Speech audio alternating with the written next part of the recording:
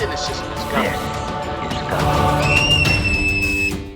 Hello everyone, Joshua Myers here. And Josh too. And today we're continuing on with the Child's Play franchise review series, and we're actually looking into the start of the direct-to-DVD era. So this is the very first one that they just went straight to video after what most people consider the abomination that was a seed of Chucky, and that is Curse of Chucky from 2013.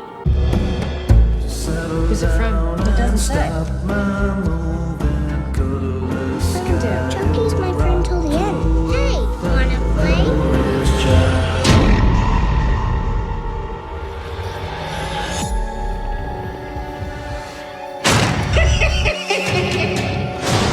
It's time to play.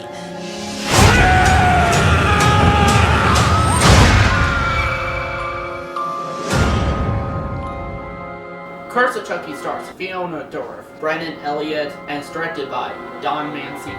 The plot of Curse of Chucky is when a mysterious package arrives at the house of Nico. She does not give it much thought. However, after her mother's mysterious death, Nico begins to suspect that the talking redhead doll her visiting niece has been playing with may be the key to the ensuing bloodshed and chaos. Well, I thought it was nearly as good as Seed of Chucky. We're close to it. Can't get as good with close. You see this? Oh. Okay, so unlike him, Did you almost just call me a really bad name? Is that what almost just happened? I was about to call you undesirable. No. Like, unlike this undesirable, this bucket of deplorable. I don't know if we can get any more controversial than we just got right there.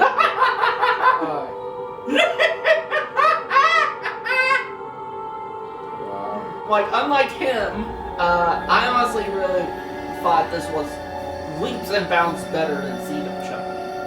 Especially, like, you know, and this was a great return to form for the series. In terms of, like, trying to go back to its roots and everything. Did it pretty well. Honestly, there's a lot of great stuff about it. The cinematography is pretty good. Honestly, I think Don Mancini at this point really matured as a filmmaker. You know?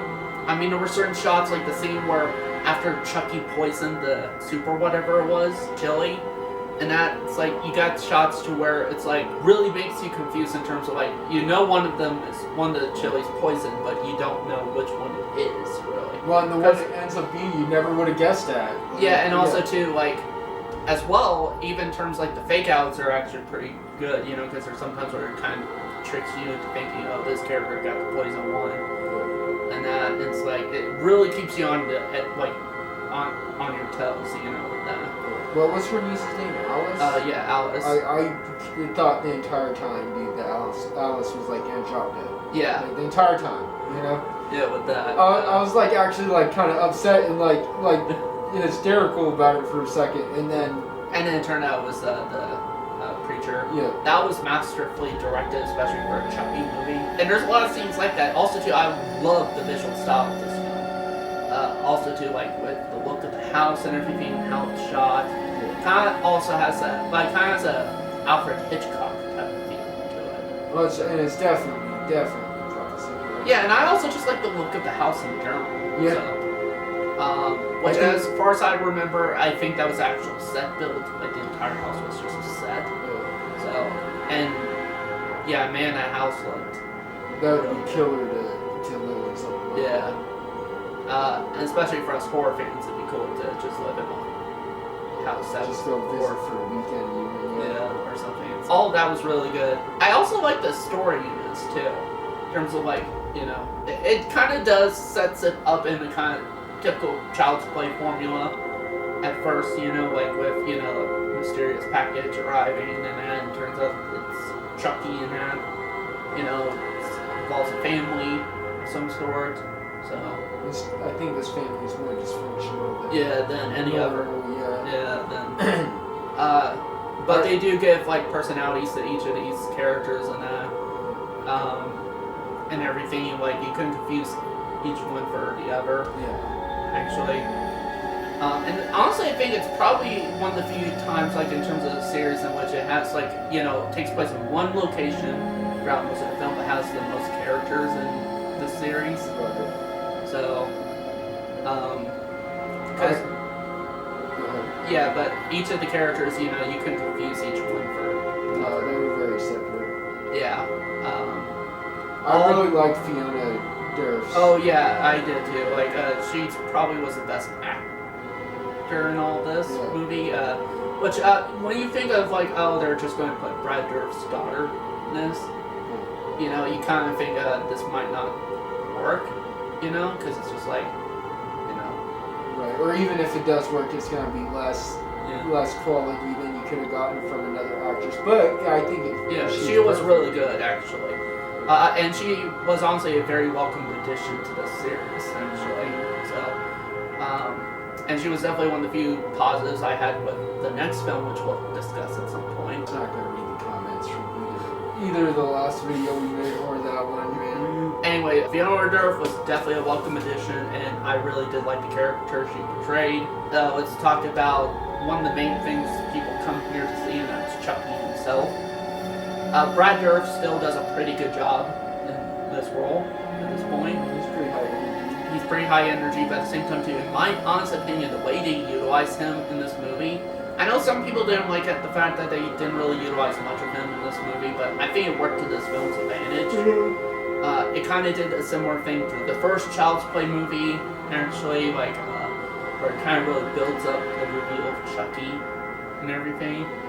In fact, I think it does it even more so than the original movie. Well, in a couple parts too, it almost makes you question, like, this movie feels so different to me, it almost makes you question whether Chucky was actually really there, or if it was, like, Mika lost her marbles and killed everybody, right? Yeah, which would kind of you would think lead into the next film. Yeah. But anyway, also too, like, in my personal opinion, I think this is the creepiest Chucky's been. He's still not, like, scary to me, but definitely he's the creepiest, if you guys understand where I'm coming from. Yeah. I think, honestly, Chucky's the creepiest he's been in this movie, and, unfortunately, it didn't seem like they did that well with the next one for him. So, and especially after something like Seed of Chucky, this was very well needed, No, I don't know. Yeah, because you have a hard-on for Seed of Chucky. Dude, You're one of the few people that probably has a hard-on for Seed of Chucky. It's a good movie. You see this?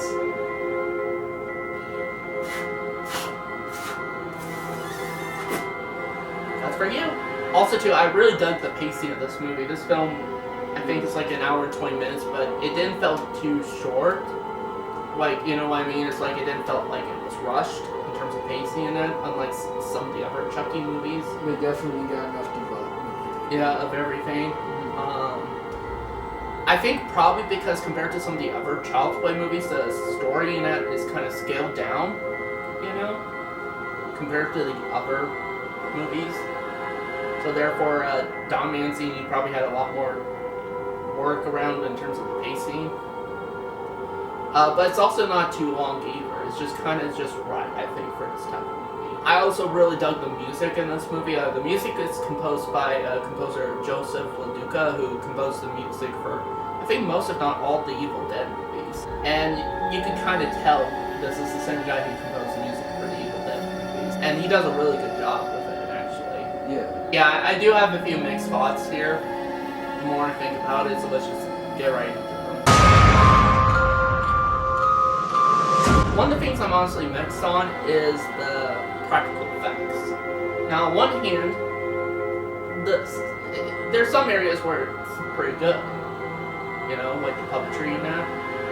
But then there's other parts, like, honestly, I don't think the gore is nearly as good as in some of the other films, like the makeup effects for gore and stuff like that. They're very toned down, Yeah, very toned down. Not only that, too, they're kind of lower budget compared to the others films. Oh, and Chucky doesn't have any blood. Oh yeah, that's another thing too, which we'll get into my negatives though. Is that a straight negative? Yeah, because it kind of breaks continuity and stuff. Oh yeah, way breaks. Yeah, especially since it was never explained in the next one. Did they have somebody maybe work on the practical effects that was a different artist? I don't remember. Actually, I don't know. Because I would, maybe that's why he didn't have blood. Maybe that's the explanation. Seeing as like how the practical effects are so dulled down in this one, maybe that is why he didn't have blood, because it was a different artist. Yeah, we should definitely look into that. If we found out who worked on this film, we'll post his name right here. And we'll also mention if it's the same person who's been working on this series, because I know the person who was like people like David Kirshner throughout the series. So I'm not sure if it's still him or if it was someone else. On the one hand, I honestly feel like maybe this film would have, and the next one would have worked better if it was like kind of standalone movies, not connected with a lot of the other films. Because Don Mancini in these two movies, like even this one, really tries to connect this to like the other films, like more so like Bride and Seed of Chucky, more so. Which I think personally, I think it would have been better as like one of those retcon movies where only like the first three films are within continuity, because that's what I was originally thinking, and a lot of people were when this movie came out. Like the trailers popped up because Chucky looked different, seemed to go back to the more horror roots of the first three movies. But because they were adding some stuff from Seed of Chucky in that. Now, I did like one bit of reveal with it, and that's the reveal that, to kind of explain why Chucky looked different, than the other films, is that he had plastic covered over his stitches and that from those movies. So, and by the time you get to it, it was kind of a genuine surprise because you didn't know where exactly it fit in the timeline. Right. And even then, they could have still used the stitch face look of Chucky in there and have it be like, still a different timeline, even. Because by the end of Child's Play 3, it gets shredded up and everything. Right. So, if they were to include, just only include the first three films in continuity with this film, it still wouldn't have worked out. Because even the look of his stitches and that looked different than like Bride and Seed of Chucky. That reveal was pretty good. The other things that I'm kind of mixed on is the reveal that, we still have Jennifer Tilly as Tiffany, or Jennifer Tilly, because they so kind of hinted that.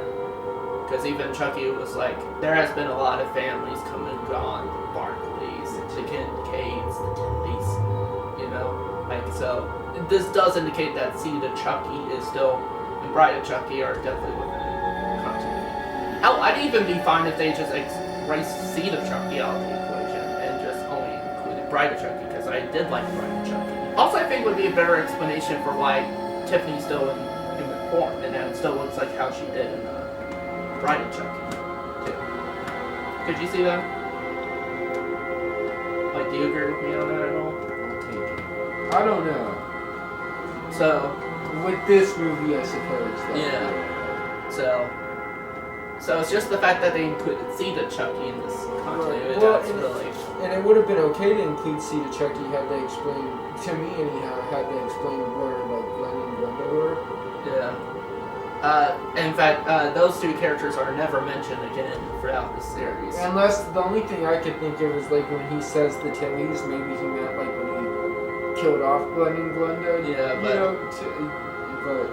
but yeah. So I don't know. That's a lot of that's not really explained. No, well. You can kind of guess at it. But. So that's why I think maybe they should have just got rid of it, the very least Seed of Chucky out of the equation in terms of continuity wise, so that these films could match up a lot better.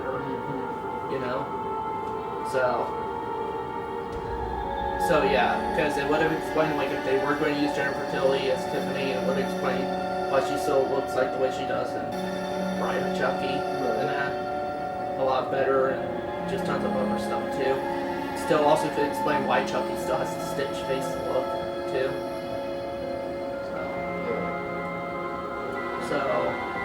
So it's kind of gets a bit confusing at this point in terms of like timeline issues. So that's one of the few things I'm mixed on. I sure didn't. Yeah, I didn't either. we really didn't have any negatives, like stuff that we absolutely hated in this film. So with that said, let's get on to our rating. So with that said, I'm going to give Curse of Chucky a 4.5 out of 5 stars. I think I'll give it a 4.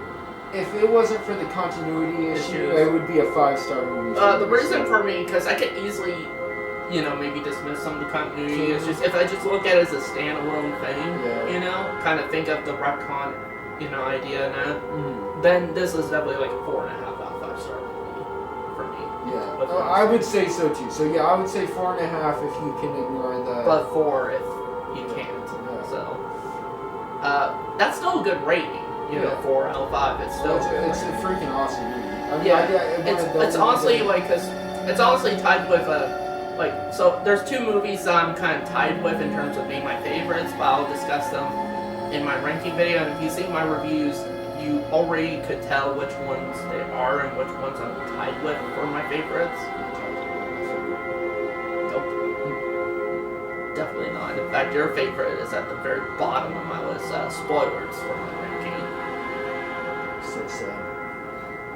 I don't know how we disagree that much on that movie, but. So yeah, this was an awesome movie. A really great return to form for this franchise. Honestly, I think it was kind of like a great way to basically reintroduce this franchise after that long hiatus. In fact, when you were thinking of like straight to DVD Chucky movie, especially after Seed, it's like, because it's like after like probably 7 years or something hiatus, because Seed of Chucky came out in 2004, this one came out in 2013. We probably weren't expecting that great of stuff, But surprisingly, this film not only surprised us, but also surprised tons of other people who love this series. Well, it did, because I wasn't expecting much, especially in terms of like, it being like a film that came out after Seed of Chucky, and then that long hiatus, and the fact that it was going straight to video. So, yeah, usually straight to video is a pretty cool. Yeah, and so. But this is one of those examples that, could showcase the strengths of straight to video. So, in fact, whenever I think, that's basically what this film might point to in terms of, potential straight to video. So, yeah, really good entry in this franchise. I highly recommend it, especially if you guys have not seen it. Curse of Chucky, awesome movie. So, that's it for this review. Thank you guys for watching, and see you next time. Later.